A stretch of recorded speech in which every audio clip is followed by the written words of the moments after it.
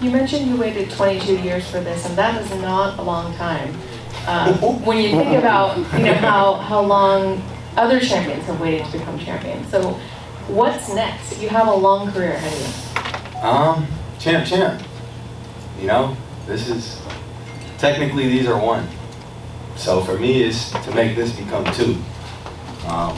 Yeah, that's the next step, Being at 145 pounds isn't the easiest.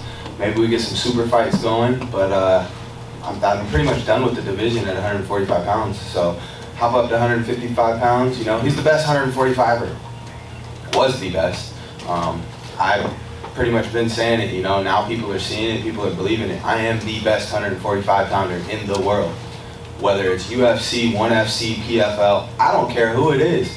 I got $1 million cash in my bank. I'm willing to put that up against anybody else. I'm sure Showtime, BELLATOR, they'll match it. Let's do some super fights. Let's get some big stuff going. Let's change this sport like I've been saying. We can do it. Unify these belts. Was this your last featherweight fight? Depends. Depends. It honestly depends. It depends on who steps up to the line, you know what I mean? Health is key. Making 145 pounds it's I can do it, you know what I mean? But as I get older, as I get bigger, as I get stronger, as I become more of a man, obviously it's gonna get harder and harder and harder. So I've been wanting to move up.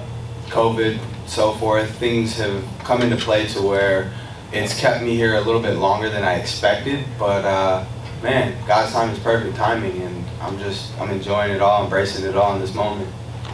Sometimes we see fighters or celebrities get their fame real young and kind of lose themselves. How do you plan on staying grounded? I lost myself before the fame came. Straight up.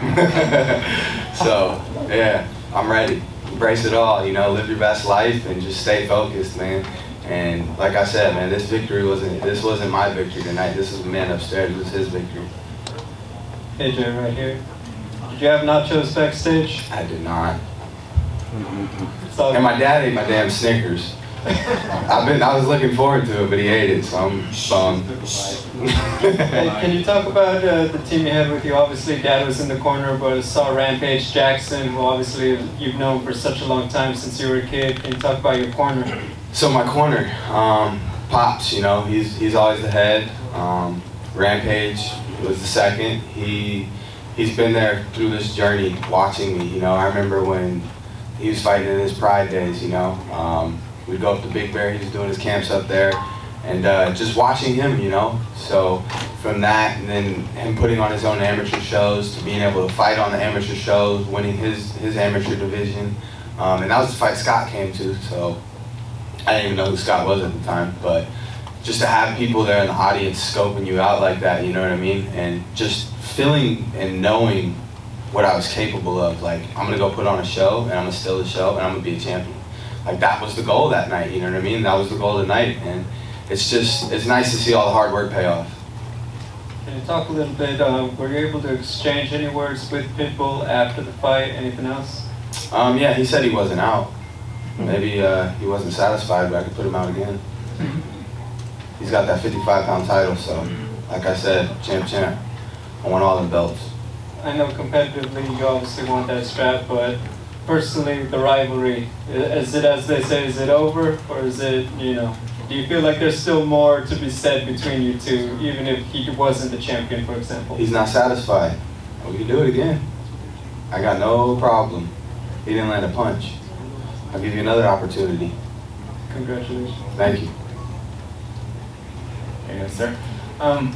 Real quick question. What are you going to do with that big giant check? I mean, like literally the check. Are you going to frame it? Frame it for sure. I don't know. May auction it, something. Who knows? We'll figure it out one day. Figure it out one day.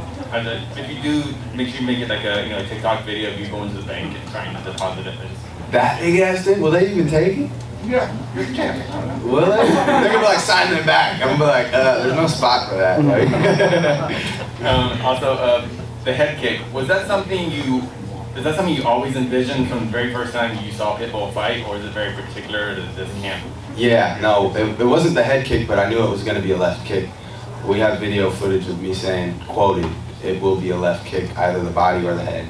So maybe we can release that too now. Like I said, it's just adapting while you're in there and being able to dissect things. I knew he watched me training in the backstage, so he was going to stay to the right and kind of keep his distance and watch the teep kicks coming forward. So I thought I'd switch it up, show him my absolute lengthiest range, and tell him if he comes forward that something tragic's going to happen. So I was throwing the John Jones kicks to his knees, let him know, like, you come in here, you're going to have to deal with something. And then he threw that one jab, and that was it. He was like, geez, he read that, you know what I mean? So it was just keeping him at bay. That was the key, you know. And then I started attacking the outside leg. He didn't like that outside leg kick, you know, and that was only one of them. So from there, he started circling to the opposite way. At that point, now I'm thinking attacks left side, but he was so focused on the left hand, he didn't think anything about the kicks. AJ Mcgee, 18-0, every victory's been in Bellator. It's a rarity these days. Would you say with confidence, $1 Million Man, that you are the face of this promotion? Hands down. Hands down. I've been here. I've been the man since I stepped in this cage. Of these three names at 145, who would you say would be the biggest challenge for you? None. Max Holloway, Brian Ortega, or Alex Volkanovski? I would say Max Holloway. That was always my dream fight, super fight as a kid, you know. I've watched him just pick apart people. But at the end of the day, like I said, I'm the best 145-pounder in the world. The world. I don't care who it is. I'm gonna show up and show out every time. What's the first thing you're gonna purchase with that $1 million?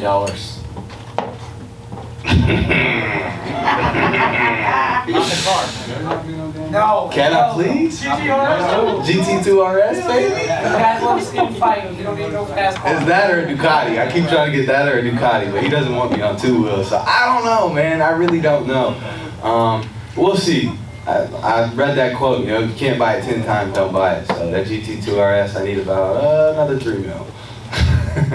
So I don't know yet. We'll see. We shall see. I really have no idea. I haven't even processed that yet.